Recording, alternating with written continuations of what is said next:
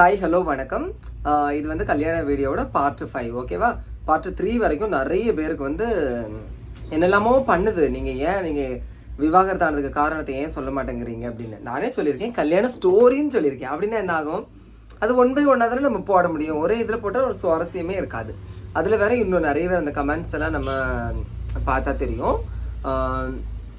என்ன சொல்லியிருந்தாங்க, நீங்களே பார்த்துருப்பீங்க தானே இவ்வளோ வீடியோல. நான் என்னைக்காவது நான் அவங்களும் குறை சொல்லியிருப்பேனா? நீங்கள் தான் இஷ்டத்துக்கு காதும் வச்சது மாதிரி ஏதோ நீங்கள் பக்கத்துலேயே உட்காந்து பார்த்தது மாதிரியே நீங்கள் என்ன செய்றீங்க, நீங்கள் கமெண்ட்ஸில் அள்ளி தெளிக்கிறீங்க. உங்கள் வீடுகள்லாம் இப்படி ஒரு சம்பவங்களே நடக்காதா? நடக்காமல் இருக்கணும், அதுதான் நல்ல விஷயம். அப்புறம் வந்து சரி நம்ம மேட்ருக்கு வரலாம். அப்போ ரிசப்ஷனுக்கு ட்ரெஸ் எல்லாம் எடுத்தாச்சு. அது மாதிரி இன்றைக்கி நிறைய பேர் கேட்டிருந்தாங்க. ஃபோனில் வந்து நீங்கள் பேசியிருப்பீங்க தானே, அரேஞ்ச் மேரேஜ் எவ்வளோ தானே விட்டு பாருங்கள். ஃபோனில் நீங்கள் பேசியிருப்பீங்க தானே, ஃபோனில் பேசினா வந்து உங்களுக்கு செட் ஆகுமா செட் ஆகாத தெரியாதா? நீங்கள் என்கேஜ்மெண்ட்டோட முடிச்சிருக்கலாம்ல. கொஸ்டினை பார்த்துக்கோங்க. நான் என்ன சொல்கிறேன் அப்படின்னா, அரேஞ்ச் மேரேஜ் எப்படி இருக்குன்னு உங்களுக்கு நல்லாவே தெரிஞ்சிருக்கும். சரி, அரேஞ்ச் மேரேஜில் நம்ம பேசுறதுக்கு 1 மாதம் கிடைக்குதுன்னு நினச்சிக்கோங்களேன். சரி ஓகே, ஏதோ சம்திங் 2 பேரும் என்ன பண்ணிக்கிறோம், நம்ம ஷேர் பண்ணிக்கிறோம். சரியா, நான் இன்னொரு கொஸ்டின் கேட்குறேன். லவ் பண்ணுவாங்கல்ல, 3 வருஷமாக பேசுவாங்க, 5 வருஷமாக பேசுவாங்க, அவங்களுக்கெல்லாம் கல்யாணம் ஆகி விவாகரத்தே ஆகாதா? அப்போ அவங்க எல்லாம் 5 வருஷமாக ஃபோனில் என்னத்தை பேசினாங்க? நியாயமா இல்லையா? அதை சொல்லுங்க பார்ப்போம். நியாயம்னா எல்லாருக்கும் ஒன்று தான், ஓகேவா?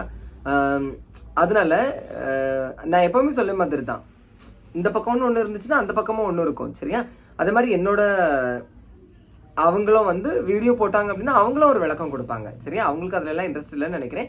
ஸோ அதனால அவங்க வீடியோ போடல. அதனால நீங்க அதை பத்தி கேட்கறதுக்கான சான்ஸ் வந்து இருந்திருக்காது. ஓகேவா, நான் வீடியோ போடுறதுனால நான் கண்டிப்பாக சொல்லி தான் ஆகணும். நீங்க உங்ககிட்ட எதுக்கு நான் மறைக்கணும்? என்னோட நல்ல உறவுகள் நிறைய பேர் இருக்கீங்க. அக்கா, தம்பி, தங்கச்சி, அண்ணே, எல்லா உறவுமே எனக்கு யூடியூப் மூலமாக தான் கிடைச்சிருக்கு. ஏன் உங்களால தானே நான் வாழ்ந்துக்கிட்டே இருக்கேன். அப்படி இருக்கும்போது உங்ககிட்ட எனக்கு மறைக்கிறதுக்கு என்ன இருக்கு? என்ன பத்தின உள்ள எல்லா விஷயங்களையும் உங்ககிட்ட நான் ஷேர் பண்ணலாம். ஆனால் அடுத்தவங்கள குறையா உங்ககிட்ட சொல்லக்கூடாது. சரியா, என் கதையும் சொல்லுவேன்.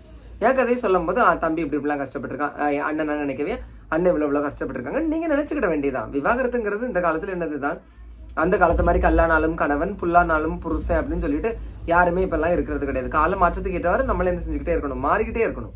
உடனே நீங்கள் வந்து அப்போ மாதத்துக்கு ஒருக்கா 4 மாதத்துக்கு ஒருக்கா பொண்ணையும் மாப்பிளையும் மாற்றிக்கிட்டே இருப்பீங்களான்னு நீங்கள் உடனே என்கிட்ட கொஸ்டின் கேட்காதீங்க. சரியா, அதெல்லாம் தண்டா வரும். விவாகரத்துன்னா என்னது, அவங்கவுங்களுக்கு 2 பேருக்கும் நாங்கள பிடிக்கல.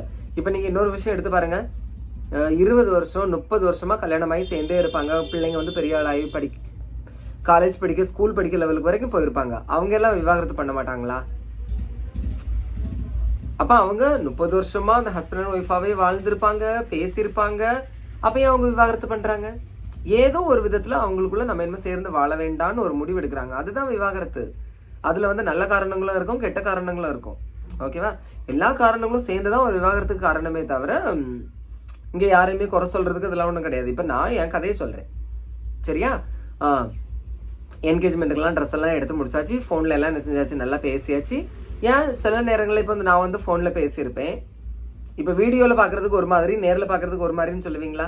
அதே மாதிரியே கூட இருக்கலாமே. ஃபோனில் பேசியிருப்போம், நேரில் பார்த்து இது பண்ணும்போது நம்மளுக்கு செட் ஆகாதுன்னு தோணலாம்.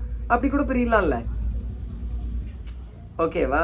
ஸோ அதனால நம்ம இஷ்டத்துக்கு நம்ம வந்து பேசிடக்கூடாது. அது மாதிரி இன்னும் கொஞ்சம் பேர் எப்படின்னா, நீ சோஷியல் மீடியாவில் நீ சொல்கிறல்ல, அதனால நாங்கள் அப்படி சொல்லத்தான் செய்வோம். அது எப்படி நீங்கள் சொல்ல முடியும்? நான் அப்போ உங்களை சொல்லத்தான் செய்வேன். இதில் ஒன்றும் கிடையாது. சோஷியல் மீடியாவில் இருக்கிறவங்களுக்கு மட்டும்தான் சோஷியல் ரெஸ்பான்சிபிலிட்டி இருக்கணுங்கிறது கிடையாது, எல்லாருக்குமே இருக்கணும். இதே உங்கள் வீட்டில் சேர்ந்து வாழறதுக்கு பிடிக்கல, சரி ஏதோ ஒரு சூழ்நிலை நீங்கள் கல்யாணம் பண்ணிட்டீங்க, ஆனால் நீங்கள் என்ன பண்ணுவீங்க, விதின்னு கடைசி வரைக்கும் சேர்ந்தே வாழ்வீங்களா? அது வந்து அந்த காலம், இந்த காலத்துலலாம் அப்படி கிடையவே கிடையாது.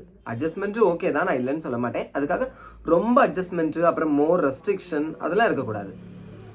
நானே சிம்பிளா சொல்றேன் பாருங்க, எங்க வீட்டில் நான் ஆடுவேன் பாடுவேன் எல்லாம் பண்ணுவேன். எனக்கு ஆப்போசிட்டா ஒரு கேரக்டர் வந்தாங்கன்னா, ஒருவேளை அதே கேரக்டருக்கு வந்து அவங்க வீட்டில் கம்பல் பண்ணிருக்கலாம். இல்லைன்னா எங்க வீட்டில் ஒரு சந்தர்ப்ப சூழ்நிலை நாங்கள் 2 பேரும் ஒத்துந்துக்கலாம்.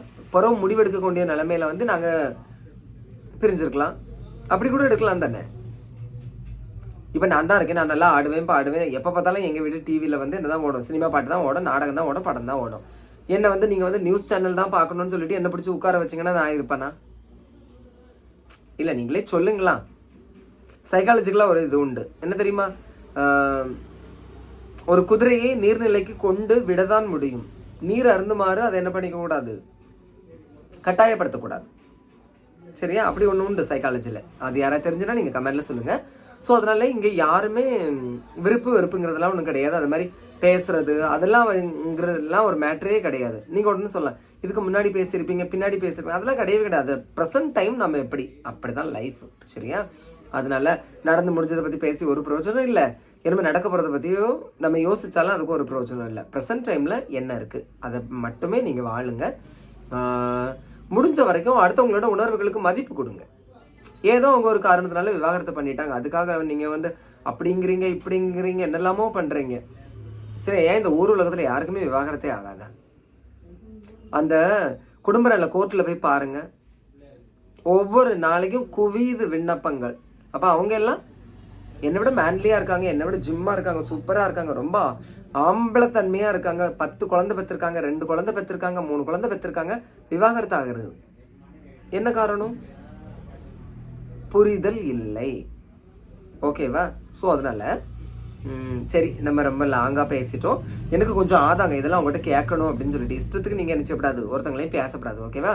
சரி, நாளைக்கு அடுத்த கதையை பார்க்கலாம். ஓகேவா? பிடிச்சிருந்தா லைக் பண்ணுங்க. தேங்க்யூ.